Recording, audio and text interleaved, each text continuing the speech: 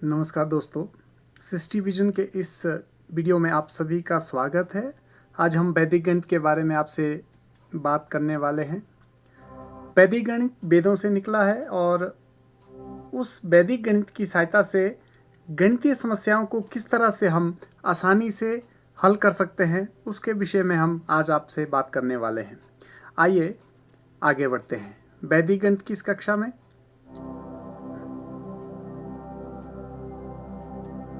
वैदिक गणित में बहुत सारे सूत्र होते हैं।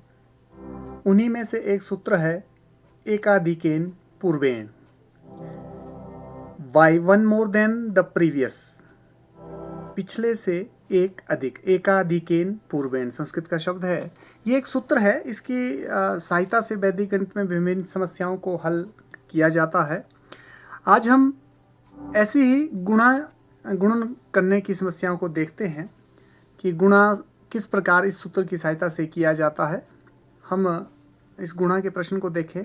12 गुना 18 परंपरागत तरीके से आप सभी को हल करना आता है, लेकिन वैदिक गणित की सहायता से हम बड़े कम समय में, जो कि परंपरागत विधि से बड़ी कम समय में हम इसको हल कर सकते हैं, या इसका गुणनफल हम मौखिक रूप से भी जल्दी से बता सकते हैं। आइए इस विधि को समझने की कोशिश करते हैं। इस प्रश्न को ध्यान से देखिएगा। 12 गुना 18, 12 गुना 18 में आप देख रहे होंगे इस में जो अंक हैं, दोनों के जो इकाई अंक अगर आप देख रहे होंगे 12 और 18 में, तो एक में इकाई अंक 2 है और एक में 8 है। और 8 और 2 को अगर हम जोड़ते हैं तो इनका योग 10 होता है। इनका जोड़ कितना है? 10 होगा। या ये कहेंगे, वैदिक गणित की अगर भाषा में मैं कहूँ तो 8 और 2 परम मित्र अंक है, ऐसे अंक जिनका जोड़ 10 है। तो यहाँ पर इन दोनों अंकों का जोड़ 10 सारा इकाई के अंकों का, और साथ में अन्य अंक से अभिप्राय जो दहाई के हैं, सैकड़े के हैं। तो अगर हम इस प्रश्न की बात करें तो इसमें सिर्फ दहाई का अंक है, इसलिए हम दहाई का शब्द यहाँ पर प्रयोग कर रहे हैं। दहाई का अंक दोनों जगह 1 और 1 है। तो ये हमने इस प्रश्न को देखा, इसका विश्लेषण किया कि किस तरह का प्रश्न है, क्योंकि इस सूत्र से किस तरह के प्रश्नों को हल करते हैं वो भी हमें समझना है। तो आइए आगे बढ़ते हैं। अब जब हम इसको गुणा करेंगे तो उत्तर में 2 भाग होंगे, एक उत्तर का बायां भाग और दूसरा उत्तर का दायां भाग। तो ये आप देख रहे होंगे इन दोनों का जोड़ 10 है। अब हम उत्तर की ओर जाते हैं कि अगर हम 12 और 18 को गुणा करना है हमने, तो उसका आंसर कैसा होगा। तो आंसर का जो बायां भाग है, 2 भाग होंगे, दायां और बायां। तो बायां भाग कैसे बनता है समझिएगा। दहाई का अंक, इस वक्त दहाई यहाँ पर हम, क्योंकि यहाँ पर इकाई और दहाई वाले अंक ही है, यदि यहाँ पर सैकड़े का होगा तो वो दोनों अंक लेंगे, इकाई के अंक को छोड़कर जो भी अंक है। तो यहाँ पर अकेला अंक है दहाई का अंक है 1, और उससे आगे अब देखिए सूत्र के हिसाब से मैं इसको समझा रहा हूँ। एकाधिकेन पूर्वेण, दहाई का जो अंक है उससे एक अधिक, मतलब दहाई के अंक से एक अधिक जो अंक आपने लेना है, उन दोनों को आपस में गुणा करना है। अगर हम इस प्रश्न में देखें तो बड़ा सिंपली दहाई का अंक 1 है और ये दोनों जगह समान होगा, और दहाई से अगला अंक, अगर हम अगले से अभिप्राय गिनती में अगला, यहाँ पर अगला नहीं बल्कि एक, अगर हम दहाई का अंक 1 लिख रहे हैं तो गिनती में 1 से आगे आता है 2, तो उस 2 के साथ इसको गुणा करना है 2। तो 2 एकम 2 हमारे पास बन गया है। तो उत्तर का बायां भाग आ गया। अब उत्तर का दायां भाग देखते हैं। उत्तर का दायां भाग अगर हम देखें तो इसमें बड़ा सीधा और सिंपल तरीका ये है कि आप इसके इकाई अंकों को गुणा करेंगे। जो हमारे पास जो 12 और 18 दिए हैं, इनमें इकाई का अंक 2 और 8 है। इन दोनों अंकों को हम आपस में गुणा करेंगे, वो बन गया उत्तर का दायां भाग। तो उत्तर का बायां भाग 2 है और उत्तर का दायां भाग 2 गुणा 8 16 है। तो अतः गुणनफल कैसे लिखना है? गुणनफल होगा बायां भाग और उसके बाद हम लिखेंगे दायां भाग। पर इसमें एक और बात ध्यान देनी है कि उत्तर के दाएं भाग में, दाएं भाग की मैं बात कर रहा हूं, अंकों की संख्या कितनी होगी, दाएं भाग में कितने अंक होंगे, 1 अंक होगा, 2 अंक होगा। तो इसको कैसे हम निर्धारित करते हैं, ये आधार के ऊपर निर्धारित होता है। इस वक्त हमारा आधार है 10, तो 10 में शून्य है 1, तो जितने आधार में शून्य हो गए उससे दुगनी, अगर हमारे पास शून्य 1 है तो 1 का दुगना 2 हो गया, तो इसका मतलब दाएं भाग में 2 अंक होने चाहिए। अगर आपके पास 1 अंक आ रहा है तो शून्य लगाकर आपने उसको 2 अंक बनाना है इस प्रश्न में। और बाएं भाग में कुछ भी नहीं करना, बाएं भाग में जो आया है हमारे पास वो वैसे का वैसा ही रहेगा। लेकिन दाएं भाग में अंकों की संख्या आधार में शून्य की संख्या से दुगनी होनी चाहिए। तो आधार इस वक्त हमारे पास है 10, क्योंकि दोनों का योग है 10, तो 10 में 1 शून्य है, तो इसका मतलब 2 अंक होने चाहिए दाएं भाग में। तो इस तरह से अब हम गुणनफल देखते हैं। 12 और 18 को गुणा करेंगे तो ये देखिए, ये बायां भाग लिखा, बायां भाग हमारे पास था 2, तो 2 आ गया, और दायां भाग में 2 अंक है तो इसलिए कुछ भी करने की जरूरत नहीं, उसको दाईं ओर लिख दिया। तो 12 और 18 को गुणा करके आया 216। फिर से मैं इसको थोड़ा सा रिपीट कर रहा हूँ, आप मौखिक रूप से भी इसको देख सकते हैं। देखिए यहाँ पर 1 और 1 है, तो 1 के आगे संख्या होती है 2, तो 2 एकम 2, 1 के आगे 2, 2 एकम 2 हो गया, तो इकाई के अंक गुणा कर दिए, 2 अठे 16। तो इस तरह 12 और 18 का गुणनफल हो गया 216, जिसको हम सिर्फ देखकर ही तुरंत उत्तर दे सकते हैं।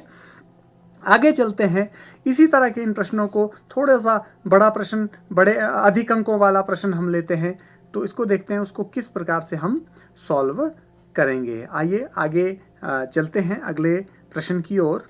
तो अगला प्रश्न है 193 गुणा 197। आप इसमें भी देखिएगा, प्रश्न को ध्यान से देखिएगा। 193 और 97 में आप पहले इकाई का अंक देखिए। इकाई का अंक एक जगह 3 है, दूसरी जगह 7 है, और 7 और 3 का योग 10 है, तो इसका मतलब इकाई के अंकों का योग 10 है। और दहाई और सैकड़े के अंक एक जैसे हैं, मतलब इकाई को छोड़कर जो अंक बच गए, जैसे यहाँ 19, यहाँ भी 19, तो इसका मतलब इस सूत्र का प्रयोग, एकाधिकेन पूर्वण सूत्र का उपयोग इस प्रश्न को हल करने के लिए भी, या इसको गुणनफल ज्ञात करने के लिए भी किया जा सकता है, और बड़े आसानी से हम इसको गुणा करके बता सकते हैं। तो आइए देखें, अब हम सीधे थोड़ा सा जल्दी से उत्तर के भाग की ओर जाते हैं। उत्तर का बायां भाग, उत्तर के बायां भाग को देखते हैं। ये है 19 गुणा 19 का एक अधिक। अब देखिए बायां भाग कैसे बनता है।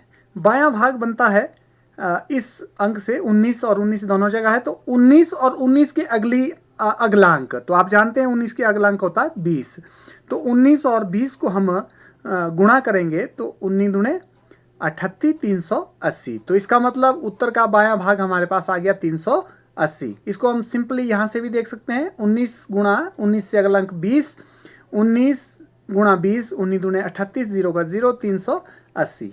अब देखते हैं दायां भाग। तो आप जानते हैं उत्तर का दायां भाग इकाई अंकों का गुणनफल, तो इकाई अंकों का गुणनफल होगा 3 गुणा 7, 7 21। क्योंकि फिर से हमने आधार 10 लिया है, तो इसलिए दाएं भाग में 2 अंक आ गए हैं, तो और कुछ अधिक करने की आवश्यकता नहीं है। तो इस तरह इसका गुणनफल होगा 193 और 197 का, ये बराबर होगा 380, 21, 380 और 21। तो इस तरह देखिए उत्तर का बायां भाग और उत्तर का दायां भाग दोनों को मिलाकर लिख लिया। 380 एक तरफ से आया, 21 दूसरी तरफ से आया, तो आपके पास ये संख्या बन गई 38, 0, 21। ये इनका गुणनफल आ गया। तो बड़ी आसानी से, बड़ी जल्दी से हम इनको हल कर सकते हैं।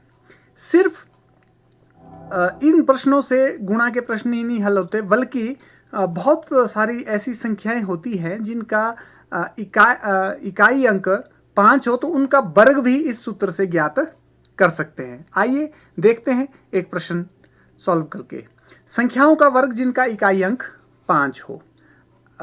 ये एक संख्या ले रहा हूं मैं, 75, 75, 75 का वर्ग। आप देख रहे होंगे 75 का वर्ग मतलब 75 को 2 बार गुणा करना है। तो अब आप देख रहे होंगे इस 75 में 5 जो है वो इकाई का अंक है, और ये कुल मिला के ये इस तरह का प्रश्न बनता है।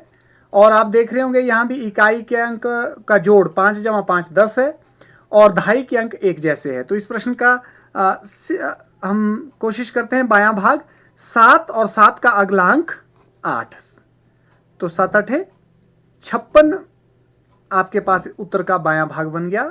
अब मैं इसको फिर से बोल रहा हूँ, 7 इकाई के अंक को छोड़कर जो अंक रहा 7 रहा, और 7 का अगला अंक गिनती में होता है 8, तो 7 गुणा 8 7 और 8 को गुणा करेंगे तो 56, और उत्तर का दायां भाग इकाई के अंकों को गुणा करना है, तो 5 और 5 गुणा 5 आपके पास आ गया 25। तो हमारे पास फिर से आधार 10 था, तो इसलिए दाएं भाग में 2 अंक है, तो आप इसका गुणनफल लिखेंगे 5625। 56 बायां भाग है और 25 जो है दायां भाग है। तो आप 75 का अगर वर्ग देखें तो 5625, आप सिर्फ देखकर ही तुरंत उत्तर दे सकते हैं एक छोटे से कैलकुलेशन के बाद, जिसको आप बड़ी आसानी से कर सकते हैं। तो इस सूत्र की सहायता से, एकाधिकेन पूर्वेण सूत्र की सहायता से आप इस तरह के प्रश्नों को हल कर सकते हैं। तो यहाँ पर आपने ये 3 प्रश्न देखे जो मैंने हल किए। इनमें महत्वपूर्ण बात है जो आपको याद रखनी है, ये सूत्र तभी लागू होता है जब यदि इकाई के अंकों का जोड़, जो संख्याएं आपके पास दी गई हो, उनके इकाई के अंकों का जोड़ 10 है, और दहाई इकाई को छोड़कर जो अंक बच गए, दहाई का है, सैकड़े का है, वो सब एक जैसे होने चाहिए। तो दूसरा, इसके जो उत्तर में जो दायां भाग होगा उसमें जितने आधार है, उसमें जितने जीरो है आधार में, उन जीरो का दुगने अंक आने चाहिए। अगर आधार में 1 जीरो है तो अंक 2 होने चाहिए, ये भी आपने ये देखा। तो ये इस सूत्र की सहायता से आप बड़ी आसानी से मौखिक रूप से तुरंत इन गुणनफलों को हल कर सकते हैं, बशर्ते कि आपके पास इकाई के अंकों का जोड़ 10 हो और दहाई के अंक और सैकड़े के जो अंक है वो एक जैसे होने चाहिए। तो इस सूत्र की सहायता से आप बड़ी आसानी से इन प्रश्नों को हल कर सकते हैं। तो ये वैदिक गणित का एक सूत्र था, एकाधिकेन पूर्वण, जिस पर आधारित प्रश्नों को मैंने आपसे शेयर किया। और अगर मान लो इकाई के अंक का जोड़ 10 हो लेकिन दहाई के अंक एक जैसे ना हो, तो उन प्रश्नों को किस तरह हल किया जाए, या फिर अगर उनका इस तरह का प्रश्न हमें दिया गया हो कि जिसमें संख्याएं कम और अधिक हो, तो उनको किस तरह से गुणा किया जा सकता है, इन सब को हम अगले वीडियो में देखेंगे। और इस वीडियो को देखने के लिए आपका बहुत बहुत धन्यवाद। आशा है कि आपको ये वीडियो पसंद आया होगा।